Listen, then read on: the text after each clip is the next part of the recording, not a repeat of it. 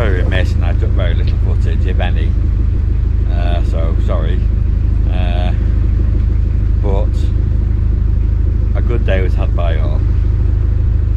So I got fuel yesterday. The fuel boat came and serviced me, and 55 litres I put in, which is not bad really, because I've not fueled up for 6 weeks. So, but that probably just shows you how little cruising I've done. But that's no problem. So we're going to turn around now, and I'm going to go off to Middlewich now, just to I'm going to go shopping really. So off to Middlewich, doing a bit of shopping. Let's take it slow. Where you go, I go too. And if you hit the bottom, I'm going down with you. Let's take it slow. Who cares where we gotta be? You know you'll have a good time wherever you're with me. Let's take it slow.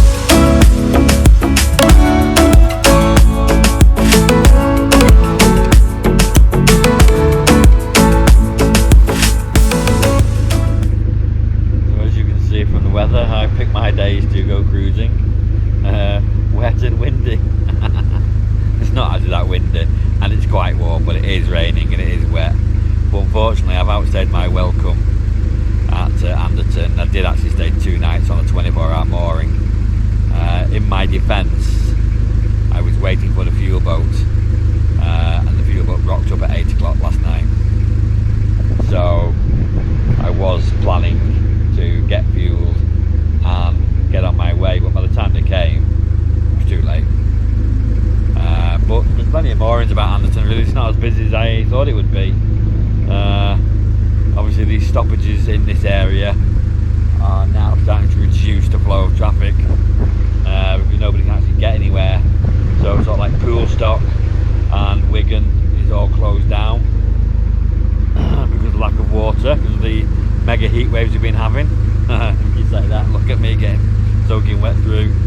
And King's Lock all the way down to Kids Grove, and then the locks all the way down to Stone. They are all shut as well, so our options are quite limited as to where we can go at the moment. Not that I ever go anywhere like, but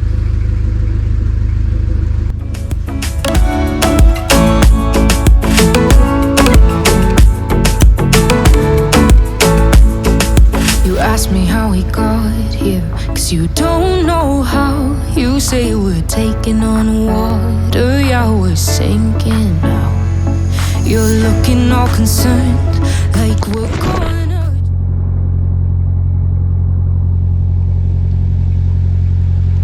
Bit of push there. The push I've seen for years, I'll tell you. But we both know how to swim, no worries, let's flow forward now. Let's take it slow.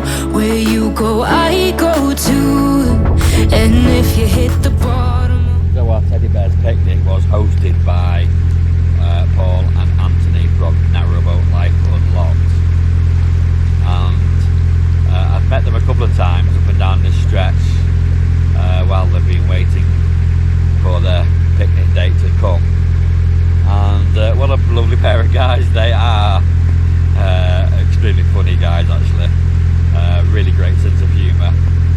And I've got the real boating spirit about them. Will do anything to help anybody. And yeah, they are an exemplary example of narrowboating and narrowboating way of life. So I wish them all the best for the future. Good to meet you guys, hopefully meet you again. Also, the Northern Narrowboat was there, Helen. I didn't see Tony on that day, but I did see Tony the following day. They are stuck at the moment on the River Weaver. What a place to be stuck.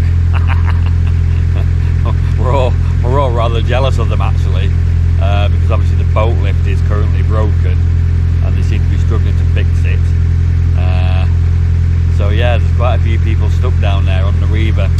Oh, shucks.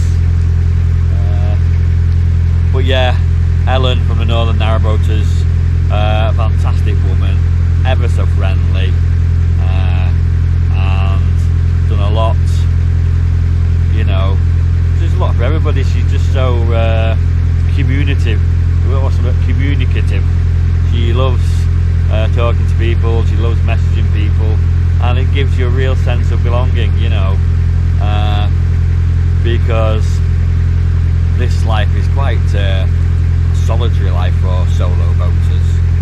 And I've said before, you know, that you can get quite insulated in your own little environment, and it is basically on your own. So to have somebody like Helen and Tony, you know, sending you messages every now and again, where are you, where are you up to, what you're doing, it is really nice, because it just breaks the cycle of solitude sometimes. You know, so yeah, really great people, and can't praise them enough. Who else was there that we knew? Heidi was obviously there from the Narrowboat Pirates. Heidi's great, she's so funny. Who misses. So yeah, and then obviously a lot of the other vloggers were there that I didn't know, but obviously I've been scanning through their channels over the last couple of days, and yeah, we'll eventually get around to looking at a lot of them. So yeah, a good fun day was had, and what you can see now, but the rain is still raining, but it's easing off a little bit. And I'm just talking waffling now. I'm just watching this other boat coming. Actually, looks like he's just setting off. So I don't want to clank him. Don't want a bit of clanking first thing in the morning, do we? Going down with you. Let's take it slow. Who cares where we gotta be? You know you'll have a good time wherever you're with me. Let's take it. So it looks like we're catching up fuel boat Halsall, who is now continuing their fuel run southbound. Obviously got me last night just on the Winding Cove. Well, I'll pass them because they'll be stopping every 5 bloody minutes. So I'll get past them, and then they can do what they do. Great service. You can't knock them. They're in all weathers, and they're great people. And I just wish them all the best. And I'll see them in winter.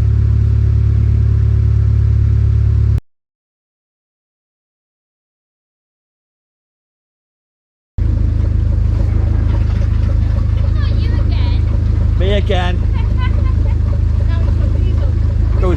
Go shopping now. See you later. Hi, Doggy. You look gorgeous. How are you? Good. Yes, looking good. Yes, that's you.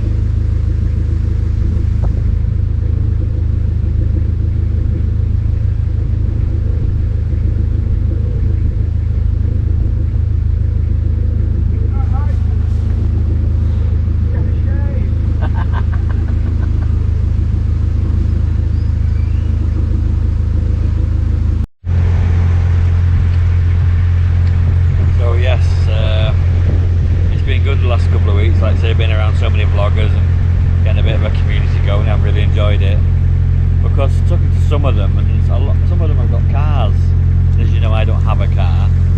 I don't really want a car, to be honest with you, but then I look at the upsides of having a car,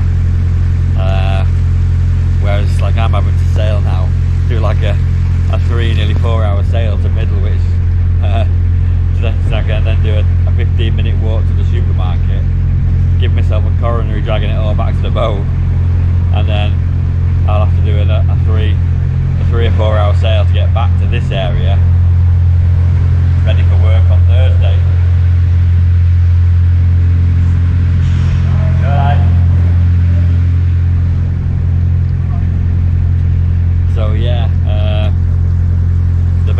having a car. For me, I still don't want one, but I can see the benefit of it. And you know, obviously they might need it for different reasons. I know Narrowboat Life and Lots know one of them goes to work, but I think they both work and they have to get about to go to work, so I can understand why they've got a car. I am fortunate that my employer comes to get me, and I'm very grateful for that.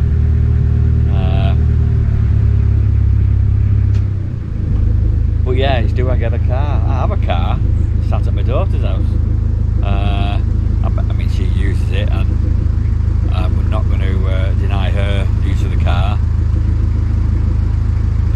because it just means that they don't have to go and buy one. So anything to save money. Use my little monster thing. It was 1 litre Kia. It was a great car. I loved it. Especially with the price of fuel these days. Flipping heck.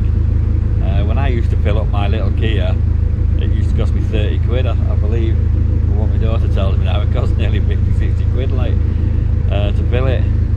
So yeah, although we have felt a little bit of a pinch on the canals with all the fuel prices going up, I don't think it's half as much of a pinch as house owners have felt with, you know, fuel prices for your car virtually doubling. Obviously we've noticed gas bottles have gone up from like 30, I think £36 was the last price I paid. I believe they're up to like £48 now. Big increase, you know what I mean, on 13k of fuel, of gas. But of course, house prices, house utility bills, they've gone up an awful lot as well. So I think a lot of households are feeling the pinch just like we are as well. You know, I bought fuel yesterday, which last year would have cost me like 55 quid. This year it's cost me nearly 80 quid. So everyone's feeling the pinch, and will it end? Doubtful. And you know, prices never really go down much, do they? But I think it's a situation we're all in, and we're just going to have to hope that our wages keep up with it. That's not normally the case, and wages will lag behind. But I don't know, I don't want to get all political because I hate politics. But something has to be done really to help everybody out. You know, everyone's struggling. Going off onto a mega rant now, aren't I? I can't remember what I was going to start saying.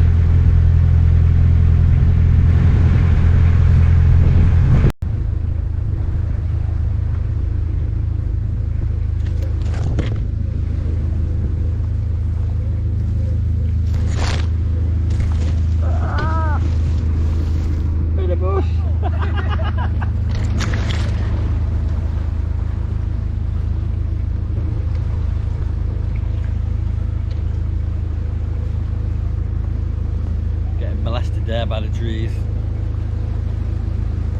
trying to steer the boat, hold the camera and keep hold of the dog. The dog has become my my travelling buddy on the back. As you know, I've not had her on the back for years. Look at me, been narrowboating for years. I've not had her on the back really since I got the boat. Well, actually lately I've been trying her on the back with me because there's no real obstacles on this stretch now, like locks and swing bridges and lift bridges and things like that. It is pretty much just pure cruising, and she just likes sitting on the back with me, and she's pretty good most of the time. She just lies down on the poop deck. She has just had a bit of a barking session at a big Alsatian up near the salt barge, but to be fair, he walks his dog down there quite a lot and she always barks at him. So and I've got a lead on her just in case she decides she wants to go for a lurch. She has history. But no, she seems to quite enjoy sitting on the back of me. Because it's raining a bit on and off today, I've not got the front open with a box, a cage to go in. You know, if I've got the cage down and she can go in and out of that, I don't normally have her in the back of me. Because she can go out into the fresh air. But while that's shut, because you know, the weather's on and off, she can stay on the back with me. Let's have a little look at her, see what she's up to. This is what she does all day. Whether that's a very good shot. I'm crashing the boat while I'm doing it. Sorry about that, that's my arm. this is what she does. Basically just lies down on the old poop deck. There you go. I think she likes it on there because obviously the rumble of the engine. A bit like a baby white noise, isn't it? You know, put the baby next to the washing machine, that'll send them off to sleep. I think Senna's similar. I think she likes lying on that because it's like, say, the engine gets the engine vibrations. So yeah, she's a weirdo. Drag out your mind, and there are days I hate you, but baby, you're still mine. And we have the best times, no matter what we do. Give you all that spiel about the dog. The minute I turned the camera off, she got off and walked off inside. And she doesn't like being out here with me that much. Miserable bitch. So yes, I did want to go back down onto the River Weaver. But of course, Anderton boat lift is currently broken. It's been broken for a couple of weeks now. I really do think they're struggling to fix it. And again, they have problems with it every year. And you know, I'm not knocking CRT or anything. It's an old piece of technology. And I've said before, they're trying to marry new technology to old technology, computerization, and that's the right way to go. But of course, it's very fickle, and the tolerances of it working are so slim that the computer detects one little thing wrong. That's it, computer says no. So yeah, it's not working, and that means I'm not going down onto the River Weaver again.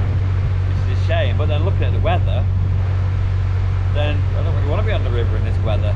You wouldn't believe that like nearly a fortnight ago we were having 40-degree heat across the country. Now look at it. It's bloody miserable. It's supposed to be the 2nd of August. It's absolutely miserable. It's like cruising in winter. The only saving grace is it is actually quite warm. It's probably 22 degrees, something like that. I'm not cold, even though I've got my wet gear on. Not cold at all. I've got a t-shirt on under here. But yeah, this is supposed to be middle of height of summer now. August. We're in August. And look at it. Dire. What is going on? Come on, summer. I'm not saying I want 40-degree heat, but you know, high 20s would be nice. 28 degrees, something like that. That'd be pop on. Put my coat away for a bit.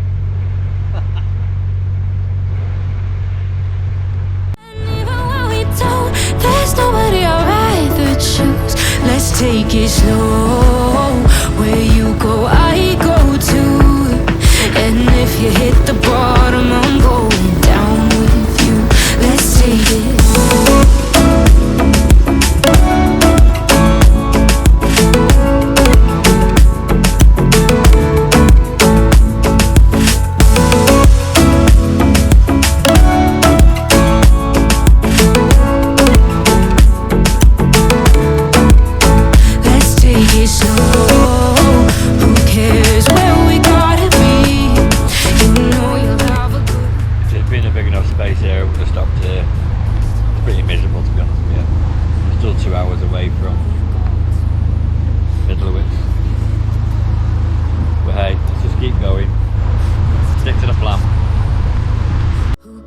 Where we gotta be, you know you'll have a good time wherever you're with me.